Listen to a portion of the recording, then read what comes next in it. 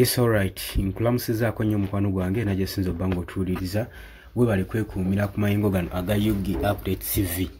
Bwe njogerera eri mu Democratic Republic of Congo naddala mu Northern Kivu mu kibuga Goma evacuation zitandise okusengulwa kutandise.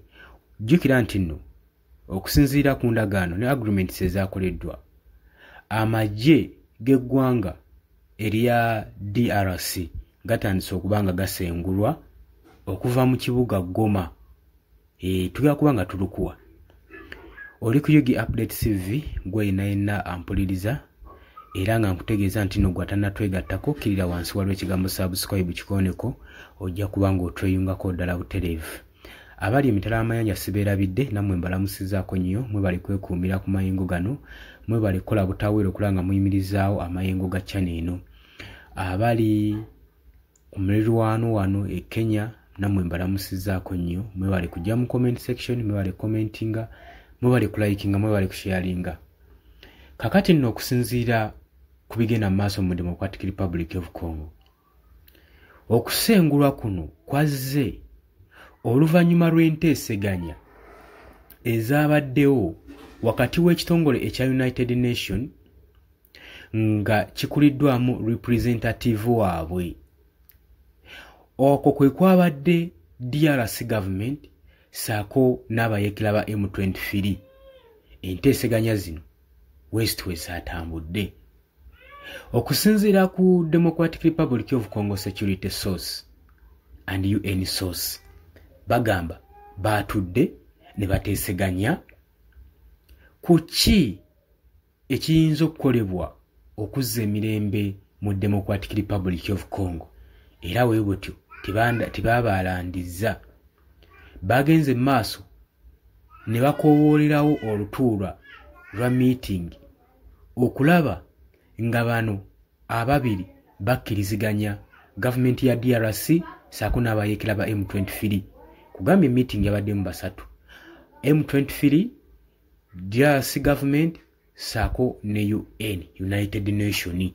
Era ebyavuddeyo byazadde ebibala kuba olunaku olwaleero batandise okuba nga bakola evacuation okusengulwa amagye g'eggwanga erya DRC galabiddwako nga gasengulwa nga gava mu kibuga Goma. Bwenjogera ku magye ga DRC ngattiramu n'ab'omukago omwo omuli abasadiki.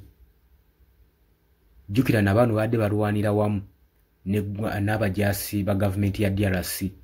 Jjukira baatwalibwayo nga ba peaceful keepers basobole okuba nga bakuuma emirembe mu kibuga ekyali kimaze okuba nga kiwambibwa abayeekera bano aba M23 mu ntandikwa y'omwaka guno. Tekyakoma kuwambibwa buwambi bw'ekyo ekibuga.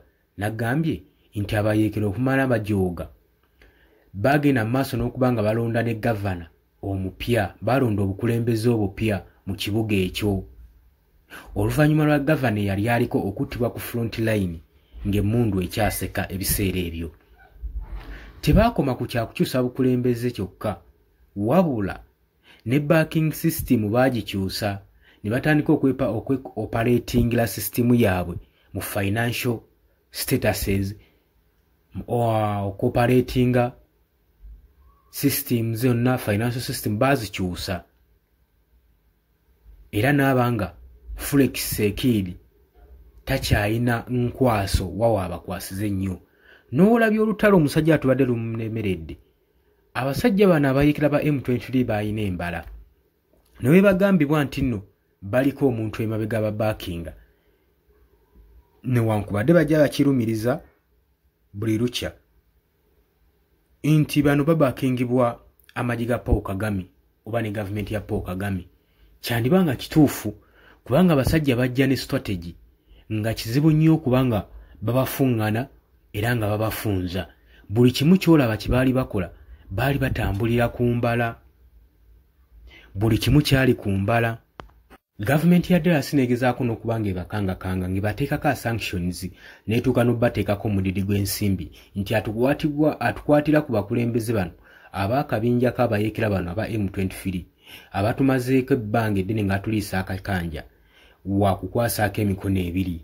Newankubadde byonna byakolebwa ate bya affectinga bwa affectinzi Democratic Republic of Congo government wabula ate baba yekera tebyabakosa kubanga buli bali bagala okutuula okubayita mu nteeseganya nga bataddewo zi submittees abayekera bano babasuubiza nga bagenda kulinnyayo naye ne batalinnyayo lwaki excuse bayineemu timwatusuubiza tukwata ne mututeekako ne ssente temwinanga ekijje mutugamba nti ate kati mwagala tujje mu submittees ammwe kandibanga kakodiyo kakukukwata ngaffe abakulembeze baabayekera era tetugenda kulinnyayo yeyo engeri gye kyakosaamu DRC singa olutalo ne peaceful talks zino zaggwa dda era nga success zafulumbibwa dda naye olw'okuba nti no basooka ne bateekawo obukwakulizo nga balowooza nti bagenda sobola okufuŋŋanya amagye oba abayekera bana ba M23 nagambye nti nno bano abajaasi ba M23 baali bakubisaamu agamba nti bakubisaamu amagye ga DRC enfunda ezo kubanga balina skills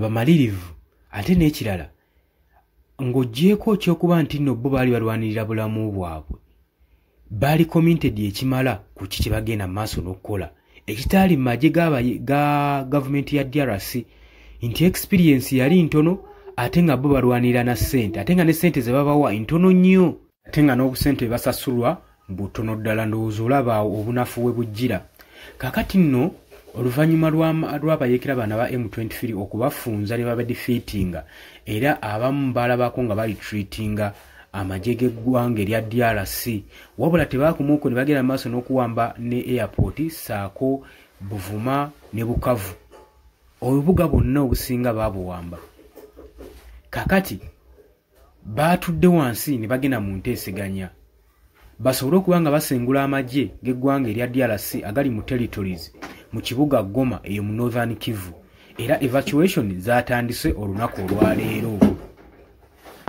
kakati bano abaakoleddwako evacuation kigambibwa mbu poliisi ebadde emaze omwezi gumu ng'eri mu batrappinga saako n'ekitongole ekya UN amagye gano agaasigala mu kibuga Goma jjukira gaali displacinga kakati amagye gano oluvannyuma lw'okugakuŋŋaanya mu kibuga Goma oluvannyuma lw'ekibuga kino okubanga kyatwalibwa abayekera era nga be bakikontrolinga zitandise olunaku olwaleero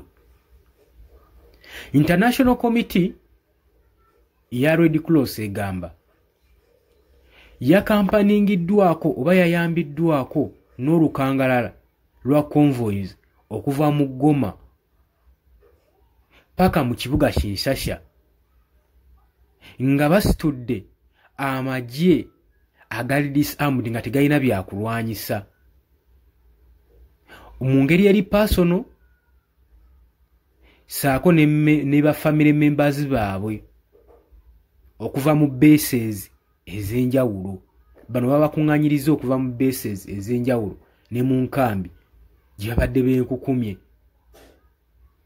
nagambye nti nno evacuation eno yazze oluvannyuma lw'abayekera ba M23 ne gavumenti ya DRC saako n'ekitongole ekya United Nations okutuula wamu ne bakkaanya kino ekikolwa kigende mu maaso jjukira nti M23 akabinja kano karejectinga option ey'okuflyinga abajaasi bano ne poliisi okuva mu kibuga kya Goma nga bakozesa Goma airport kigambibwa nti ekisaawe kino kyali kimadde kiggaddwa okuva mu January okuva abayekera bana ba M23 we bagenda mu maaso n'okukiwamba era bagambye nti ekisaawe kyakosebwa so tekisobola kubanga kikozesebwa flying amagye gano kugatwala mu kifo gye ganaabanga gali safe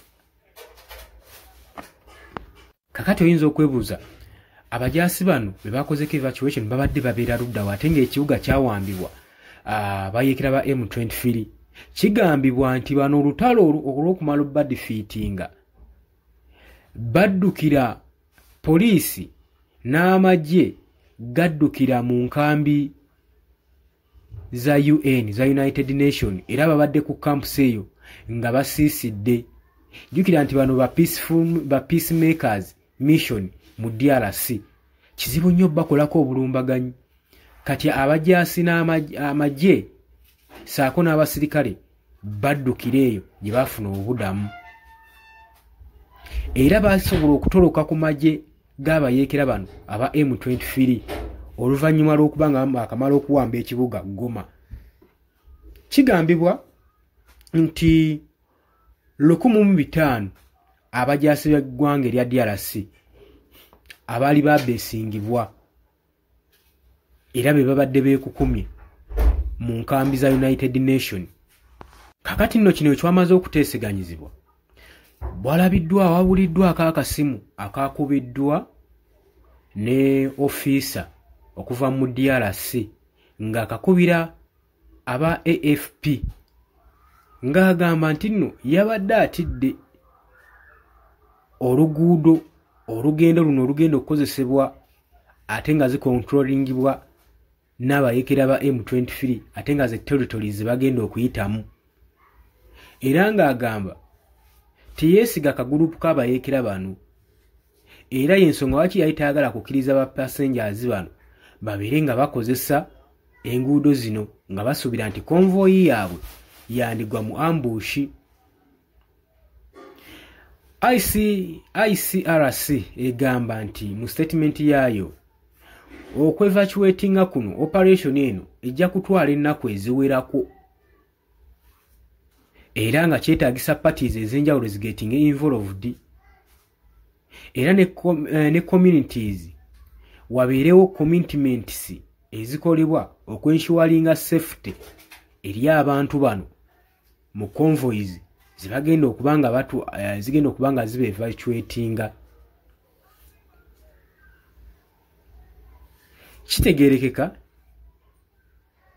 nti okutwalibwa kw'abano era kuli ku risiki wabula baba bayeekera baba wadde assurance nti bwe muba nga mugenda kukola evacuation ffenaffe tugenda bayambako n'okuba providingira security si kubanga groups endala ziba attackinga omusango ne baguteeka ku ffe nti ffe aba attackinze okusinziira ku agreement ze twakoze ez'okusengula amagye ga DRC era balabiddwako nga bennyininyini baprovidingawo security okusobola okulaba nga bakuuma erinnya lyabwe obutattattanyizibwa obutaliitanishinga na buguruupu bulala obuyinza okuvaayo ne bukola obulumbaganyi ku konvoyi zino n'oluvannyuma ne batandika okulumiriza abayeekera ba M23 nti be bataddewo ensasagge eno.